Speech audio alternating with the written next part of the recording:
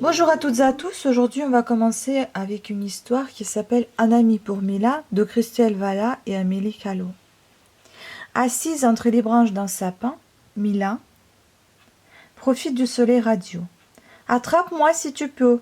Mila se penche. Deux enfants jouent juste en dessous. Mila les envie, elle se sent un peu seule. Elle s'envole et s'assoit plus près. Elle donnerait cher pour être avec eux. Mais voilà, ce n'est pas si simple lorsqu'on est une petite fée. Mila les observe. Ils finissent un superbe bonhomme de neige. Chloé, Paul, les deux enfants courent rejoindre leur maman. Mila volette jusqu'au bonhomme de neige. Et si la petite fée souffle sur un flocon argenté, le bonhomme ouvre un œil, puis l'autre. Mila applaudit enfin un ami. Le bonhomme bouge un bras, puis l'autre y sourit. Les jours passent, Mila et son nouvel ami sont inséparables. Ils font de la luge, se roulent dans la neige ou cassent les glaçons qui descendent le long des roseaux. Chaque nuit, le bonhomme s'installe devant la fenêtre de la chambre de Mila et attend que le jour arrive. Mais ce matin, rien ne va plus. Le bonhomme de neige ne se sent pas bien. Que se passe-t-il lui demande Mila. J'ai trop chaud, je fonds à vue d'œil. Il est l'heure de nous dire au revoir. Mila est triste. Elle sait que la douceur de la fin de l'hiver n'est pas bonne pour son ami. Un peu de temps, il ne reste plus rien. Mila ramasse la carotte qui servait donner à son ami. Et si elle plante 4 petits morceaux de bois et 2 minuscules bouts de charbon. Mila souffle sur un flocon argenté. La petite carotte ouvre un œil, puis l'autre. Mila applaudit, enfin un ami pour la vie.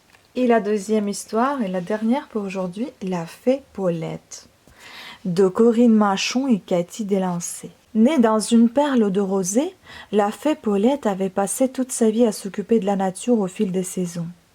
Année après année, elle avait pris soin de toutes les fleurs naissantes, avait veillé sur le bond des blés, le vert des mousses et l'eau limpide des ruisseaux de la forêt enchantée. Mais aujourd'hui, devenue très âgée, il était temps pour elle de s'arrêter. Que font donc les fées quand elles ne sont plus fées? Doivent-elles rendre leur baguette magique et aller dans une maison de retraite? Pour Paulette, il n'en était absolument pas question. Le soir même, elle fit son baluchon et quittait la forêt enchantée. Dehors, à peine ses ailes déployées, un énorme coup de vent la souleva de terre et l'emporta sans ménagement dans un pays enchanté où tout était toujours gelé. Les arbres étaient couverts de cristaux pailletés.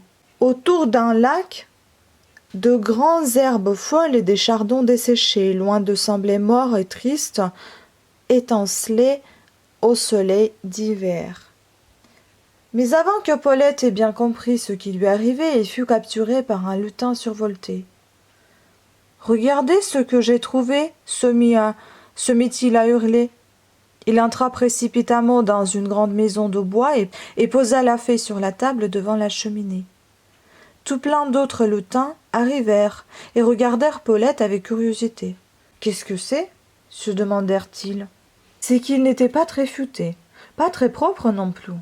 Certains se grattaient les fesses, d'autres fumaient la pipe en grignotant de vieilles croûtes de fromage. « Je suis une fée, je m'appelle Paulette. Je suis enchantée de vous rencontrer. Et nous, on est les lutins du monde glacé, répondirent-ils tous en chœur.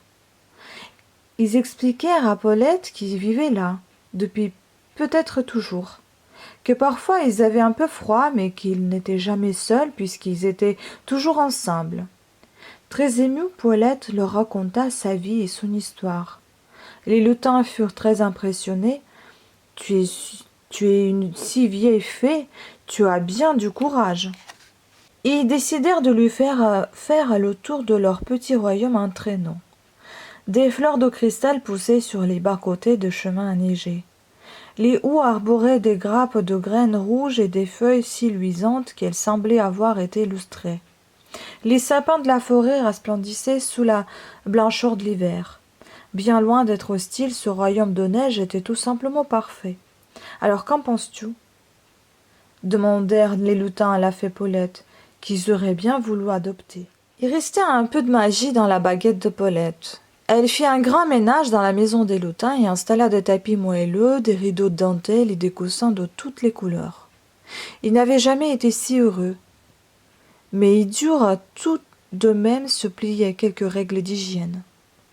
Et aussi apprendre à faire un peu le ménage. Chaque après-midi, lorsque les corvées de chacun étaient finies, ils amenaient Paulette faire du patin sur le lac gelé. Et le soir, devant la cheminée, quand tous les gentils lutins étaient couchés, la fée Paulette tricotait des gants, des pulls et des bonnets, pour toutes les promenades et les jeux partagés dans ce merveilleux royaume gelé. Voilà, fini pour cette belle journée de 2 histoires. Je vous dis à la prochaine fois. Merci de votre attention. Gros bisous à toutes et à tous. Ciao.